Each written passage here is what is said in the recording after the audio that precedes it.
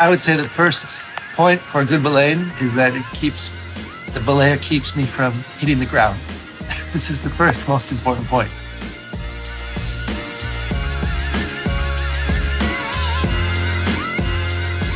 Probably one of the number one points in belaying is to never take your brake hand off the rope. Dynamic belaying is about softening the shock in the rope system, like when we fall.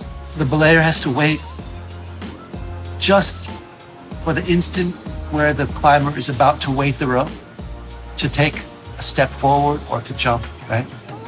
There's no point to jump before because it won't work the same way. And it's not enough just to give extra rope because, you could still fall in a really static way if you have slack in the system. But it's really important to, right at the point when I'm about to weight the rope, that the belayer takes some steps forward, so it's really like a dynamic situation on both sides. And so in that way, the belayer needs to be able to read what's happening with the climber. And it's not just like give rope, it's how you give rope. Because it's not necessary that you need to give a lot of slack. It's just in the moment of impact, you need to give a little bit of rope so that it's not such a dry, static impact, right? There's times when it's not a good idea to give a dynamic belay, in particular when the climbers, in the first few bolts, when there's a risk of a ground fall, you don't want to give more rope.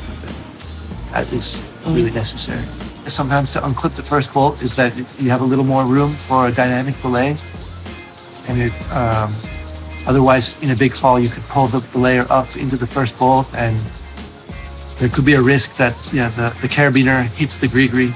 And so this is also why you always have to keep your brake hand up. And like I said, that's why I'm so particular with who belays me. It's not just like, hey, belay me, man. No, it's like, I want to see, I want to know, a little bit about that person. Because in the end, my life is in their hands and vice versa. So it's actually something to be, taken quite seriously.